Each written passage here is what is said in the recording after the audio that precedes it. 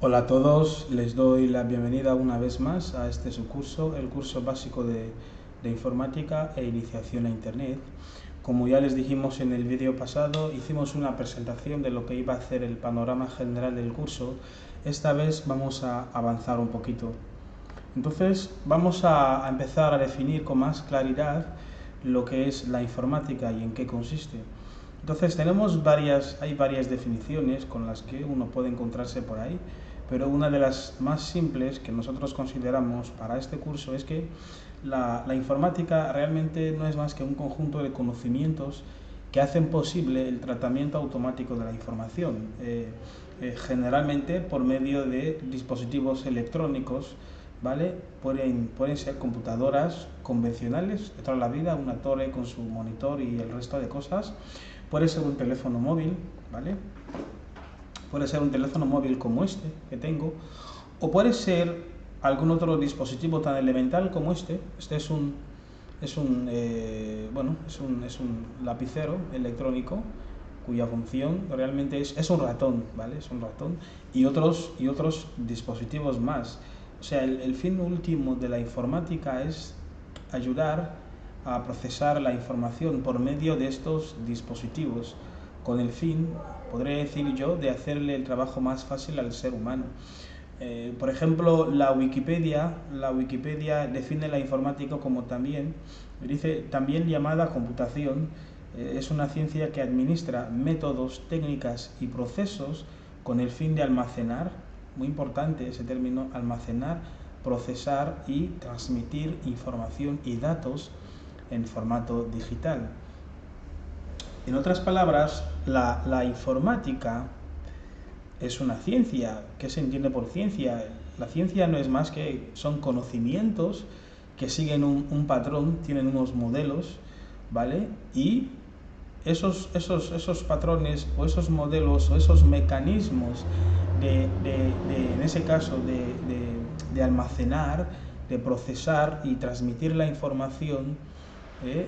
es lo que hace posible lo que es la informática a nivel general. La información puede entenderse como vamos a decir, la unión, ¿vale?, de varios datos. Yo a mis estudiantes siempre les digo que un dato puede ser cualquier cosa. Un dato es el color yo qué sé, el color de este ratón, el blanco, uno, dos, pero esos datos, de la manera que los he mencionado así, de manera dispersa, no tienen ningún sentido, pero cuando se agrupan y para un contexto en particular y para un fin, ya hablamos de información. Por ejemplo, si yo digo pan, leche, comer y hoy, así las palabras expresadas de esta forma no tienen mucho sentido.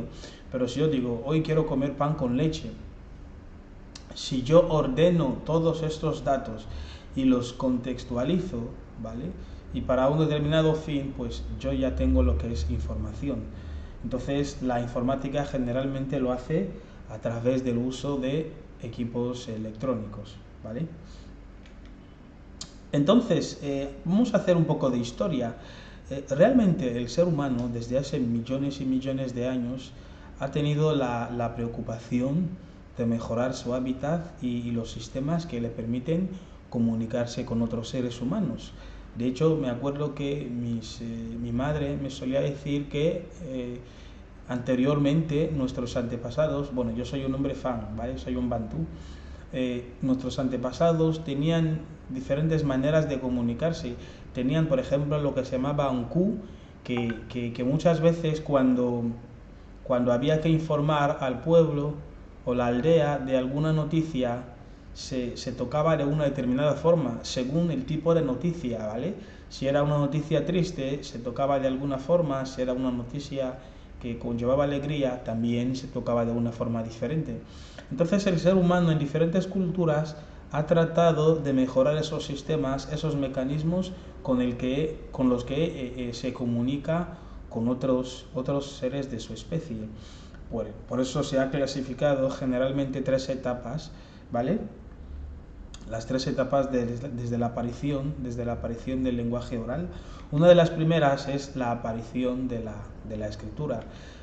Por ejemplo, los egipcios y todas esas civilizaciones antiguas, por ejemplo, en Mesopotamia, en Egipto, en Babilonia, tenían diferentes maneras de representar los textos, ¿no? De representar lo que es la escritura, desde los diferentes dibujos, las representaciones que hacían en esos materiales. Por ejemplo, se dice que los egipcios inventaron prácticamente uno de los primeros sistemas para la escritura, ¿no? Es el papiro. Entonces ellos iban marcando según las ideas que querían expresar, según los estados que querían expresar, lo iban marcando con algunos dibujos, como pueden verlo en la imagen que tienen ahí en su pantalla. Otra cosa que también ayudó a ese avance fue la imprenta, ya que con el papiro pues se tenía que copiar, o se tenía que pasar la información de un medio a otro manualmente. Pero en el siglo XV, con la imprenta de Gutenberg, ya se podía hacer esta reproducción de los materiales un poco más rápido, ¿no? Ya no era necesario copiar de una fuente a otra manualmente, ¿vale? La imprenta se inventa por ahí en 1440, en el siglo XV, por Johannes Gutenberg, y se comenta que una de las primeras cosas que pudo imprimir fue la Biblia. Muy interesante.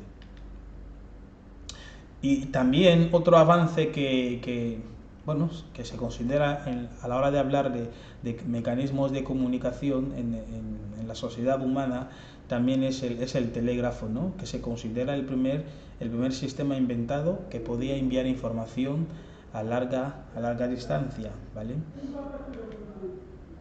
Y en el siglo XX ya tuvieron, digamos, se dieron lugares lo que son las radios, los televisores y los primeros ordenadores, gracias al invento de lo que es el transistor, ¿vale? El transistor es un dispositivo electrónico semiconductor que es utilizado para entregar una señal de salida en respuesta a una señal de entrada. Con la aparición de los transistores ya se podía hacer un montón de cosas, se podía fabricar televisores, radios, y también se llegó a fabricar los primeros ordenadores. Y cabe decir que los transistores casi aparecen en todos los aparatos electrónicos que tenemos en casa, desde las lavadoras, los televisores, los teléfonos móviles, los ordenadores, prácticamente en todos los aparatos electrónicos. ¿Y actualmente dónde nos encontramos? Podría ser la pregunta, ¿no? ¿Dónde nos encontramos actualmente? Actualmente hablamos de conceptos como la inteligencia artificial, donde la computadora ya no solo se limita a almacenar, procesar y transmitir información a través de dispositivos, sino que el computador, entre comillas, ya piensa, ¿no? Ya puede razonar, ¿vale? Pero con un límite hasta ahora. Y luego hablamos de conceptos, ¿vale? Como la inteligencia artificial, hablamos de conceptos como Big Data y otras cosas más. Ya no solo la informática actualmente ya tiene un abanico muy amplio, ¿no? de usos, desde conceptos más elementales como el Internet de las cosas, donde por ejemplo un altavoz que tienes en casa ya no es simple altavoz. El altavoz ya puede decirte cuál es la temperatura de la casa, te puede dar el tiempo, te puede incluso dar las noticias, te puede dar sugerencias acerca de músicas que querías escuchar, etcétera, etcétera. Y bueno, aquí tenemos a algunos personajes que han contribuido bastante a lo que es el avance de la tecnología, ¿no? Por ejemplo, tenemos a George Ball, tenemos a von Neumann, es uno de los pioneros en el campo de la computación. Tenemos a Alan Turing, muy interesante también, y tenemos a la que se suele considerar la primera programadora, ¿no? A Ada Lovelace. Espero que lo haya dicho bien.